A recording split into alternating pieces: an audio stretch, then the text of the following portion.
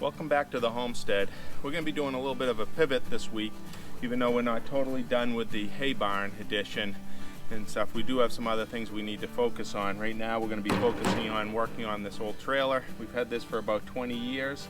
I need to do a little bit of work on it. I put a new board in because the old board had rotted out, but we're also going to be putting some sides on it. And the main reason we're doing that is we're going to be starting in the next week or so to renovate the second floor of the farmhouse.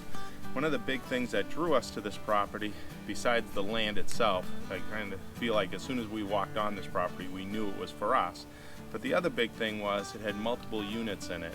And the important part for that is because we're trying to build a multi-generational homestead. It has a cottage on the property that had to be completely renovated and gutted, and our daughter and son-in-law have done that and taken on that project themselves. They're pretty much done with it, and they're living in that as we speak, which is awesome.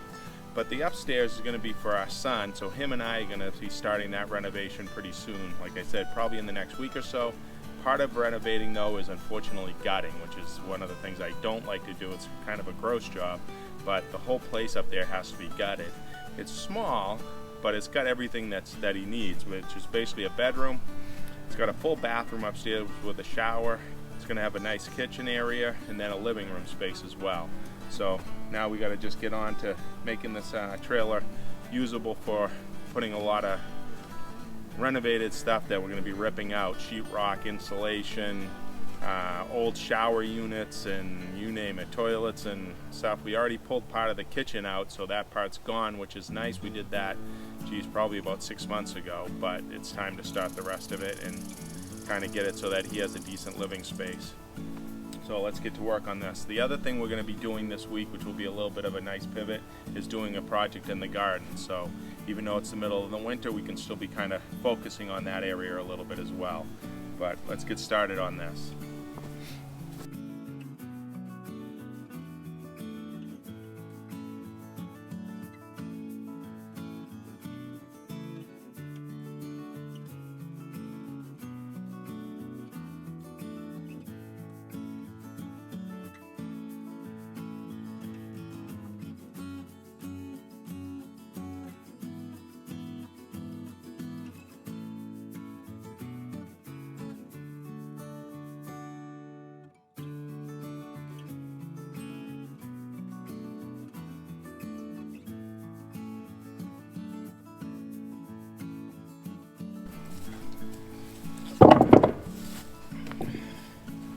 So on this project, we're reusing some of the plywood that we had left over. Like I had said in one of the previous videos, our daughter got married here on the property in this past fall, and we borrowed some tables from a friend, and they weren't the size that she ideally wanted.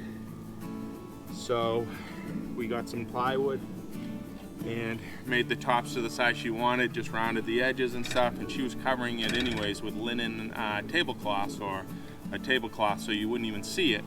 But once we were done, we took the tables back apart, and we had a bunch of extra plywood, and we've been using it as kind of small projects around the property, and this seems like a good fit. Even though it's not quite long enough, it will work perfectly fine for what we need it for. And then our goal down the road, maybe this summer or spring, we'll take the plywood off of the sides of this when we don't need it as for moving or removing trash and stuff. Like the stuff we're taking out of the apartment, and we'll leave these posts up. And I'm thinking of putting something across so we can put a canoe right on it and leave the canoe on it all summer, so it'll be easy for us to go over to the lakes. There's tons of different lakes up here in Maine and stuff. We're only a few minutes from our house, so it'll make it easy for us to use the canoe as well. I think half the battle of sometimes with projects is getting the right material, and A lot of times you can use what you have left from other projects, but then you just got to find a place to put all of it, like extra scrap wood and so forth. And you know, eventually maybe I'll build or have some type of building for scrap wood for projects, which would be nice. Right now it's just in the hay barn up in one of the lofts, and it works for that for now.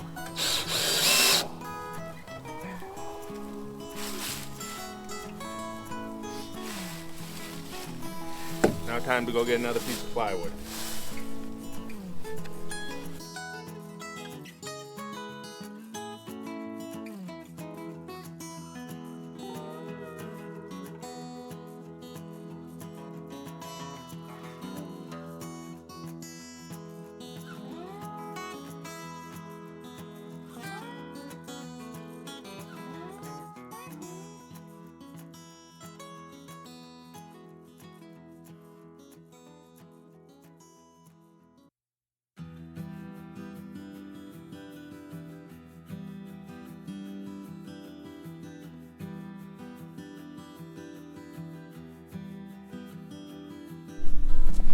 So as you can see, it is snowing out a little bit, but we still need to do the animal chores this morning.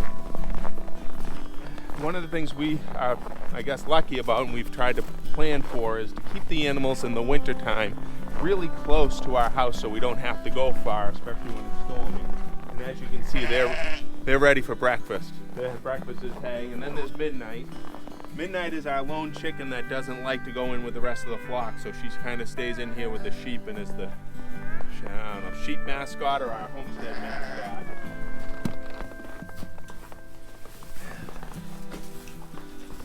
So these guys just get hay in the morning, and then they'll get some hay and alfalfa at night. They really love the alfalfa. It's like their main treat is alfalfa. Almost time to bring more hay down from the hay barn. We can only store so much hay here and still be able to move around, so when it starts to run out, we just bring more in. If there's snow on the ground, we'll use sleds to do it.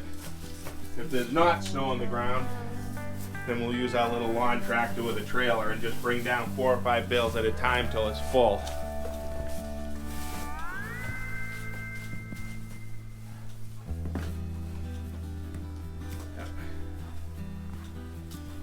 Need to get them some water, get Midnight water, get the chickens some food and water. Attach our hose.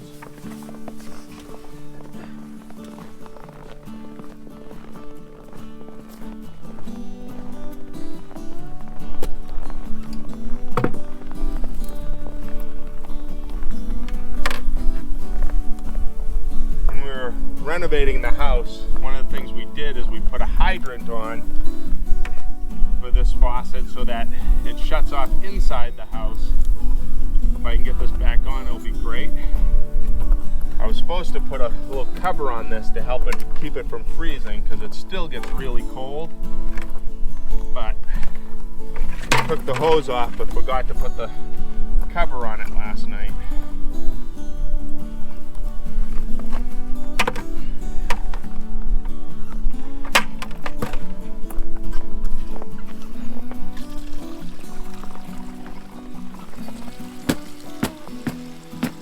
These rubber bowls are great because they will freeze, but you can just step on them and the ice breaks right out of them. For the chickens, it works really well. So here's Midnight. She's over there waiting. There you go, girl.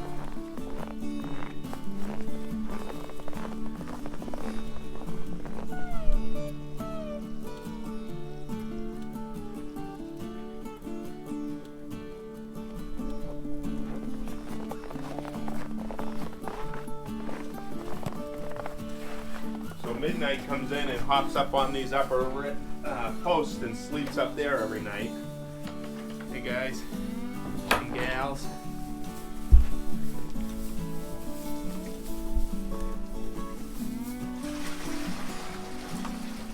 do have electric power out here, so we have a heated bucket for him. Here's our new male, big boy. He's starting to slowly get used to us. He's not as jumpy as before. There's Big Mama, but she's going to be more interested in the hay.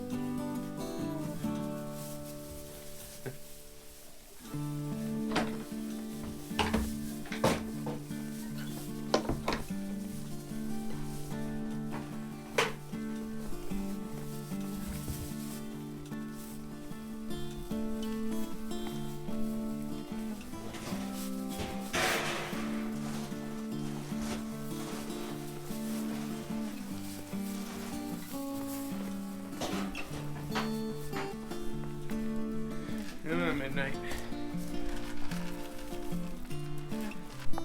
So we just got to get a little water for the other chickens.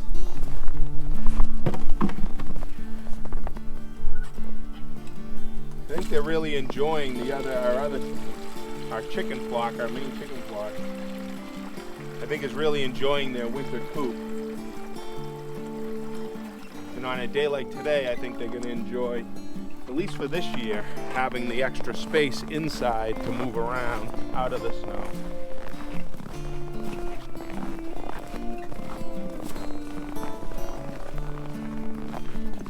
Like I was saying, one of the nice things is it's not a very far walk to get to any of the animals. In the cold environment where you have a big winter like with snow and everything else, I think that's really important to plan on. Other parts of the property we'd love to build barns on, but it doesn't really make sense in the winter to be walking a really long distance or clearing a lot of snow to get to them. So like we said, the chickens will have this whole area. Next year will be filled with hay, but for this winter, it really gives them a nice spot to get out of the snow and still be able to move around.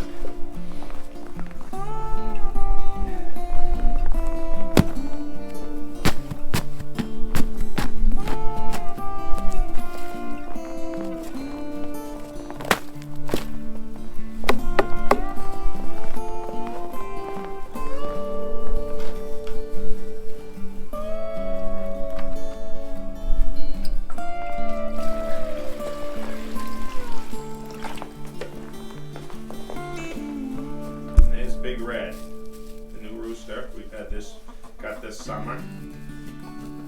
He's doing a great job keeping these girls protected.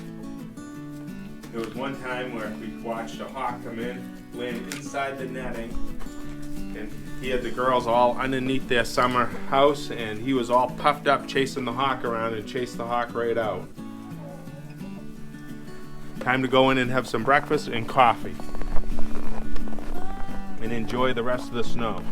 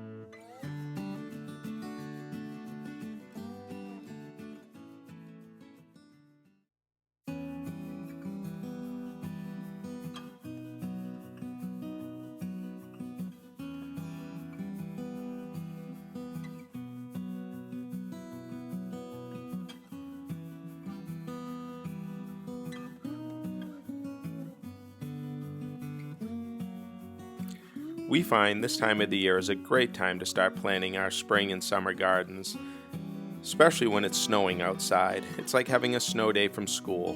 Everything pretty much stops outside on the homestead when it's snowing, so it allows us to come in, have a little more of a relaxing day, start the second fire and the second wood stove in the dining room area, and sit down with our seed catalogs and all of our seeds and just really look through and see what we need to order. One of the things we've been trying to focus on over the last few years is getting better at growing our storage crops. We started with our potatoes and onions and garlic, carrots and beets, and cabbages. And now we're going to be moving on to broccoli and cauliflower to get good at growing a larger amount of those for putting up as well.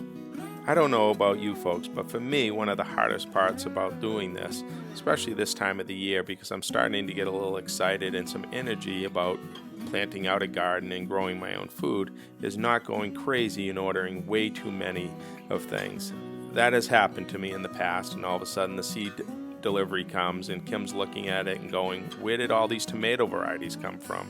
I had ordered like 10 of them. So one of the things we're trying to do here is really go through each packet of seeds and see what we have left from last year and to see if we really need to order anything in that variety. Like Sun Gold is a good example.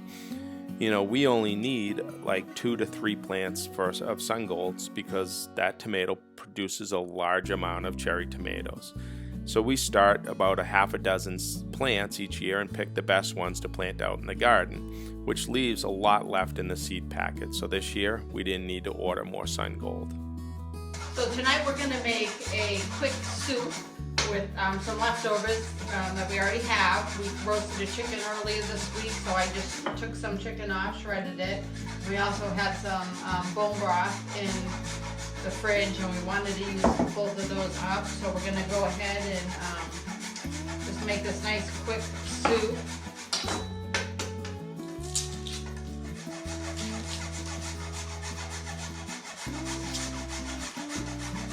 I'm going to dice up an onion, and Sam's grating some ginger. Then we'll just start sauteing that in the pan. One of the nice things with the local ginger we get, it's got a really thin, delicate skin on it, and you can freeze it when it's grown in the summer, and then you basically just take it out and use a microplane, and you can just plane it right off and put the rest back right in the freezer. How's that? A little bit more. It's misleading. Yeah. I would just do that all day. Okay. I don't think you can have too much. No.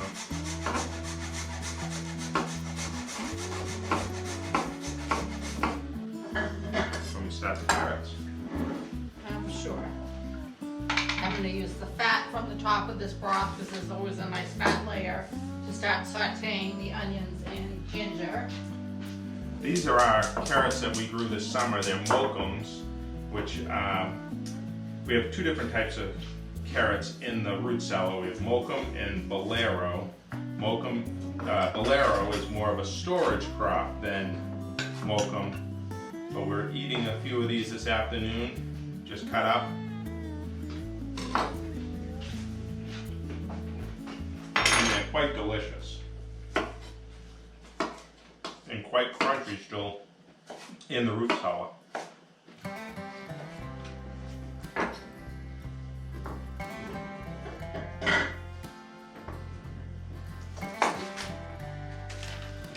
We went to the co-op today and got some rice noodles and some scallions to add to what we already had here.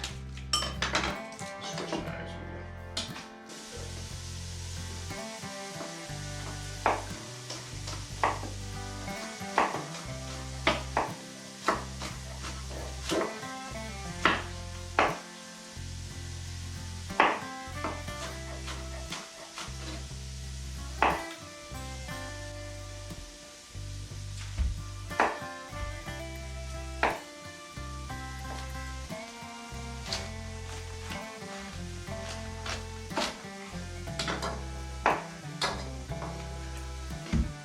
with carrots in that? I don't think so. You want to stir those onions? Yeah.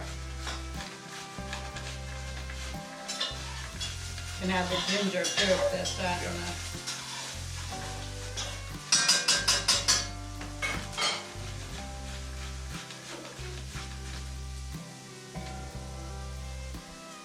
So this recipe, really we're using the vegetables raw in the bowl.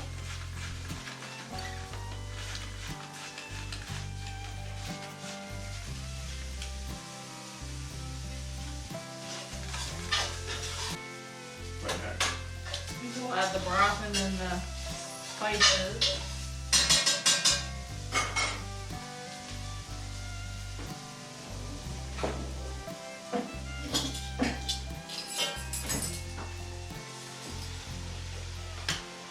This calls for red curry paste. This is pretty spicy. I don't know if you can see on the camera there, but this bone broth is just completely gelatin, which is the way you want it.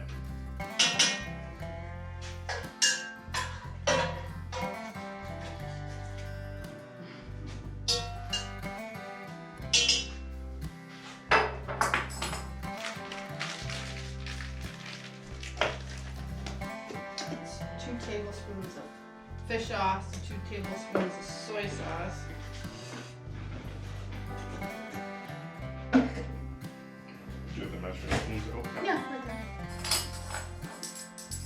2 tablespoons of each. Calls for a can of coconut milk. I already have one open with a little used up, but I'm just gonna use what we have.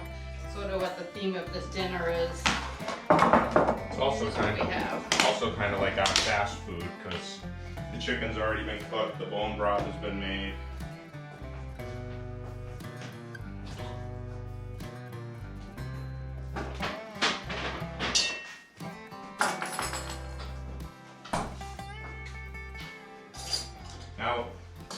Now I'm going to add roughly 2 tablespoons of honey. Did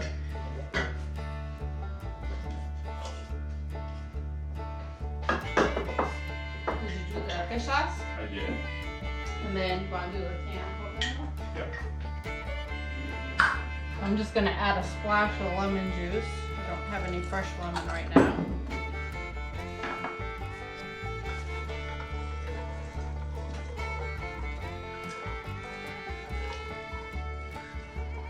I think that broth took under 10 minutes to put together. So now we're just gonna put in the bowls, the veg, and put some cabbage,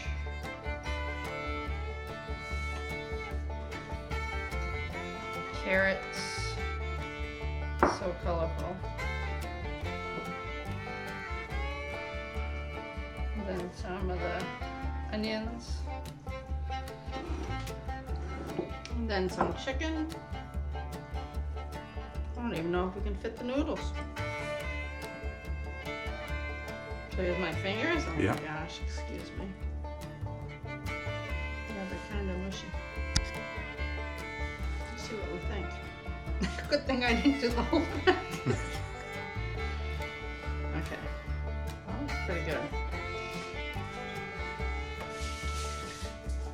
And then the broth.